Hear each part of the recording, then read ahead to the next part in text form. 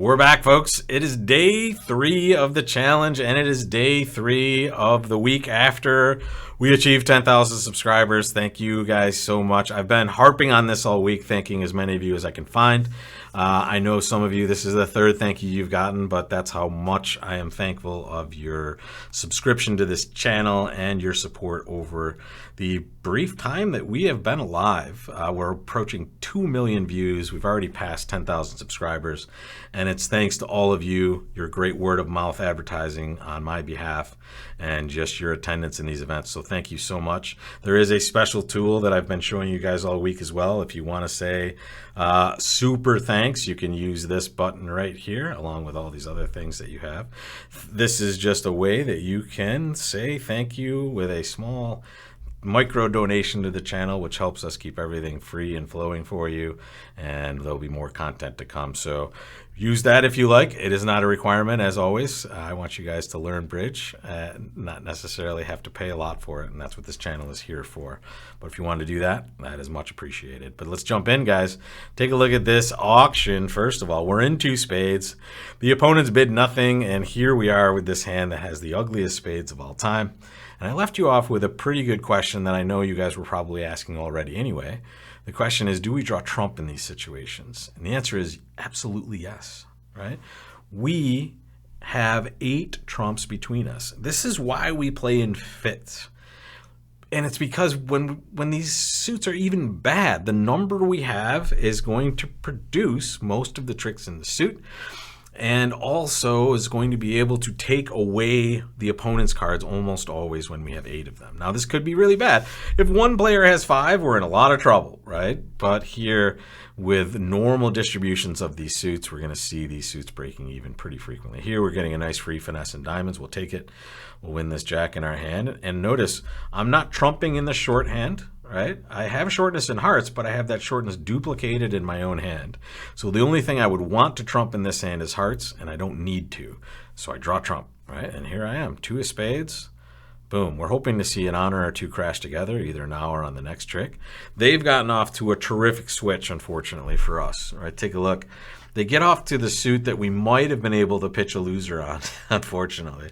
So here, they've really done well for their side. And now the question would be, if we were playing this live, would we risk trying to pitch a heart at this point? If this were match points, we probably would, to be honest. We would probably risk either, we would probably set up diamonds. We play king of diamonds, low diamond to the ace, and we would hope somebody roughed with the long spade. But to be honest, I don't think it's really going to be worth it for us here. And honestly, I don't think we're going to be successful considering left-hand opponent led diamonds originally. So I'm just going to lead another spade, and I'm going to hope they get the heart switch wrong. They didn't. But now we're very safe, right? Now the hand is basically over. We're going to lose 1 more spade, and there it is. Boom. If this was beneficial for us to play diamonds, we'll find out in a second. And we hope it's not. And again, it's only for 1 extra trick in an imp format. But with these robots, this is usually going to be a tight match in this format. So every imp is going to count. So it's almost like a match point event right away.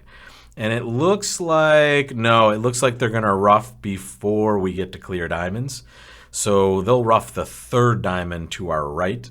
And then they will then clear up that hearts, and they'll get the number of trumps they need. They'll get 3 trumps in that and that heart. So looks like we were chopping action, which is good. Doesn't look like they can do better at the other table. And you'll notice I'm way more worried about this in this format than I am any other, because the robot has the same auction. We gain so much on the robot in these challenges on the auction portion. We're in better contracts. We understand how to mess with them more than they do how to mess with us.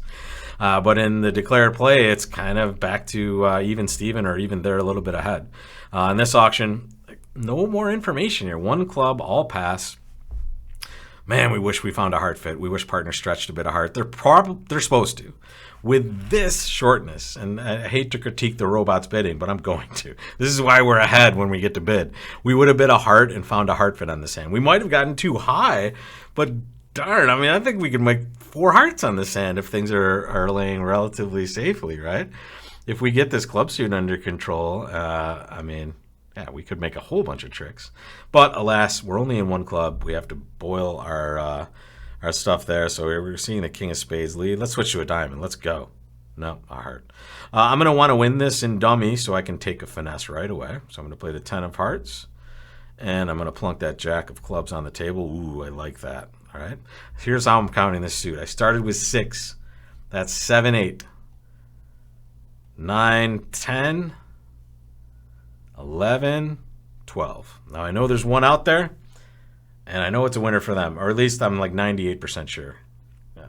But I'm pretty confident that it's a winner for them. It's higher than the 7, so I'm going to leave that out there. They may choose to draw trump themselves later, but whatever. We'll cross that bridge when we come to it. Left-hand opponent showed out of hearts here. I'm going to play a diamond now, and I'm going to take a diamond finesse. That is beautiful. That's what I want to see here. I don't want to see this finesse win, or at least I don't want to see righty play low, because that means I don't have a guaranteed diamond trick. But now when they cover, I just have to promote this diamond, and we are taking oodles of tricks here. We're gonna give up a club, basically. There it is. There's the 8 of clubs. That's going to them, but the rest are going to our side of the ledger.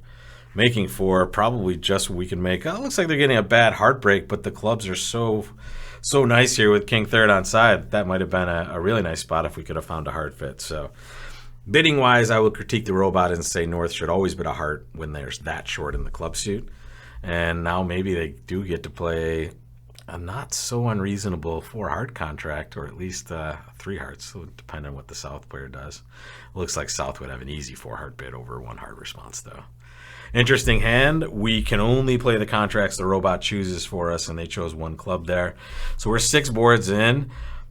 I feel pretty good. I don't want to jinx it. I feel pretty good that we're at least average with the robot, right? So these are usually very 1 or 2 imp swings here and there.